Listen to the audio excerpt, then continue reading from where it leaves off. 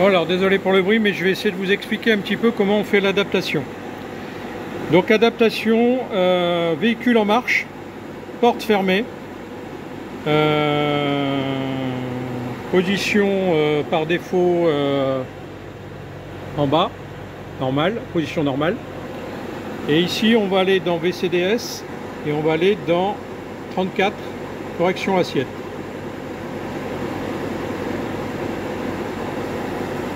Là, on se connecte sur le calculateur de la suspension. On vérifie d'abord qu'on n'a pas de défaut.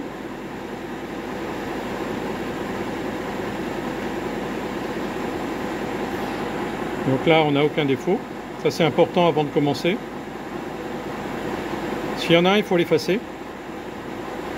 Et ensuite, on va dans Accès sécurisé. Là, en fait, VCDS vous propose le code par défaut, donc 31 564. On fait OK.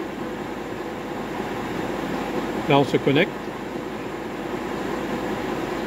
Et ensuite, on va aller dans Adaptation. Donc ici, le canal 0, en fait, il sert à mettre en mode usine. Donc si on fait lire, vous voyez, c'est marqué canal 0, remet les réglages usine. On peut le faire, hein, c'est pas gênant. Donc on va le faire. On fait tester. On fait sauver. Et là, on confirme. Alors, ensuite, on va programmer chaque hauteur de roue. Donc les hauteurs de roue se mesurent entre le centre de la roue ici et la bordure de l'aile. Donc ici, je les ai déjà mesurés. J'ai 50. Pardon, j'ai 49. Donc on va faire la roue avant gauche. Donc on fait plus, on va en 0,1. Ici, il me donne une valeur qui est à 49,7. Ça, c'est la valeur que j'ai par défaut sur ma jante. Donc je ne vais pas la changer, elle est bonne. Je fais tester. Et vous voyez, il me dit non admissible. Donc il contrôle. Alors, je vais mettre un peu au-dessus parce que ça a bougé entre deux. Donc ici, on va changer la valeur, on va mettre 500.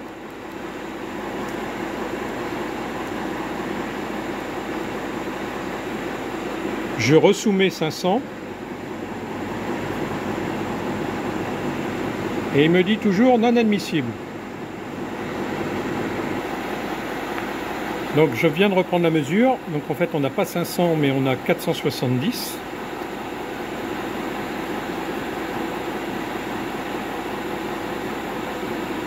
Je teste. Et là il me dit admissible. Donc on fait sauver.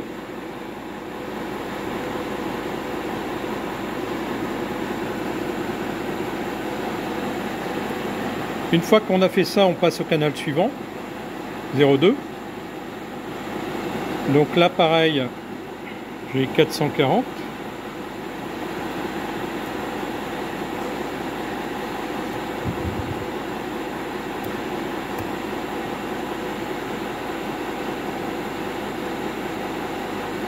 Je fais tester. Il me dit que c'est bon, que c'est admissible.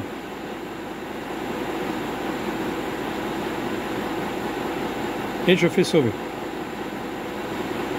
Alors, je vais revenir au 01 parce que je crois que j'ai pas vu le message de validation. Alors, 440. Je teste. Je sauve. Voilà. Alors quand on a commencé, en fait, on est obligé d'aller au bout, hein.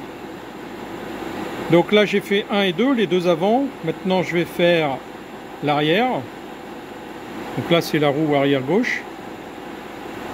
Donc là, j'avais 470.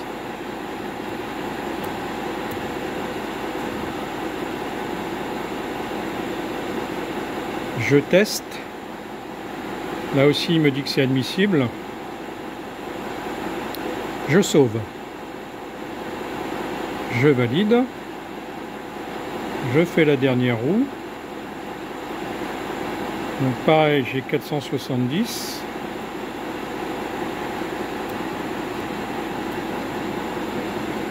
Roue arrière droite, je teste. Il me dit donc que c'est admissible. Si c'est pas admissible, vous devez attendre un petit peu que la voiture remonte. Je sauve. Je dis oui. Alors, la dernière étape, c'est 0,5. Elle sert à valider. Donc, pour valider l'ensemble des modifications qu'on vient de faire, à la place du 0 ici, on met le chiffre 1. On fait tester. Pareil, il nous dit que c'est admissible et on fait sauver.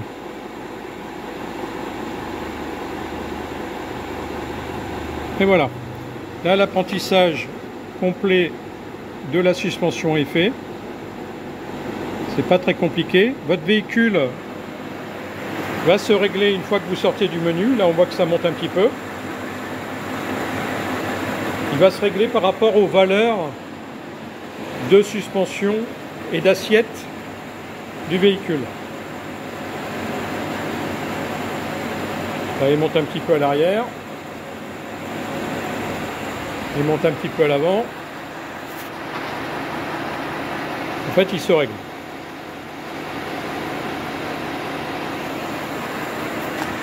Voilà.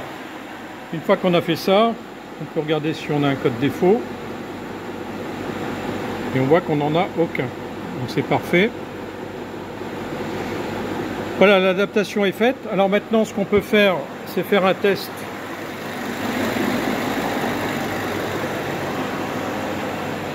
En passant le bouton en position haute.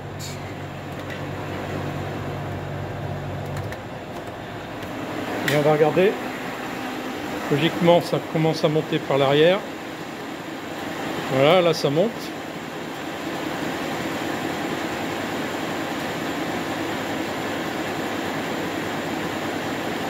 Donc là, on est sur la position la plus haute qui sert au franchissement, par exemple. Et on voit nettement que l'avant est monté. Donc ça fonctionne. On va remettre en position normale. Donc là, il va redescendre. Alors, il descend généralement de l'avant d'abord. Voilà, il commence à descendre.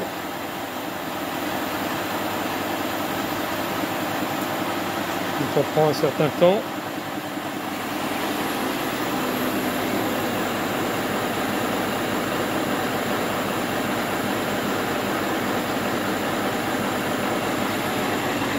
Donc voilà. Vous avez un véhicule avec une suspension qui refonctionne correctement. Je vais éteindre le contact. Voilà. Donc voilà. C'était comment reprogrammer votre suspension une fois que vous avez changé par exemple un équipement, une réparation du compresseur, un changement de calculateur. Donc dans le calculateur, par contre, vous avez un truc important. Si jamais vous changez le calculateur, il y a un point important qu'il faut noter. Alors, on va se reconnecter. Je vais vous montrer. Donc déjà, vous avez la référence de votre calculateur qui est notée en haut à gauche. Donc 7L0907553F. La version B peut marcher aussi. Et vous avez le codage du logiciel. Ici, on voit qu'il y a 00155221. Alors, je vais vous montrer où est ce codage. Non, c'est pas celui-là. Voilà. Ici, le codage, il correspond à ce qu'on voit qui est marqué ici à gauche. Les 00, donc c'est 2 zéros par défaut a priori. Donc ensuite on commence par 1. Donc ici on nous dit le senseur de niveau donne une information via le bouton en fait de contrôle et c'est un mode de standard. Donc là on voit que le 1 correspond à la première ligne.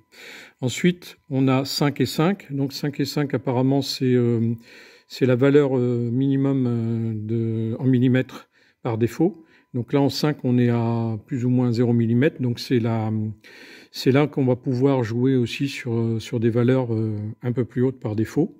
Donc les valeurs de référence sont à 0, donc c'est pour ça qu'on a 2 x 5. Ensuite on voit qu'il s'agit d'un Touareg 7L avec une suspension standard. Il y a plusieurs versions qui existent. Donc là on voit qu'on peut aussi programmer le Cayenne. Le Q7, c'est la même chose que le 7L. Il suffit de se mettre en mode Q7, mais on retrouve exactement la même logique. Le 2 donc correspond, j'ai dit, au Touareg, et le 1 à la fin, donc on a un mode de standard qui correspond à toutes les versions de référence qu'on voit ici en haut. Ici, il y a une version spéciale en 0, uniquement pour le 7L6. Là, on est en 7L0. Donc, c'est une autre version de calculateur. Voilà. Donc, ça, c'est important de recoder de la même manière quand on change un calculateur, ou au moins de vérifier que ça, c'est cohérent. C'est important de ne pas vous tromper de version, d'avoir éventuellement un calculateur d'une version américaine ou non européenne, ou même d'un Cayenne, hein, qui pourrait poser des problèmes sur votre suspension. Donc, il faut absolument reprendre au minimum ce code-là avant de le déposer. Ceci aussi éventuellement, mais c'est moins important, et puis le recoder de la même manière pour être sûr de ne pas avoir d'erreur. Voilà, c'est tout pour la suspension en blocage position haut. À bientôt pour de nouvelles vidéos.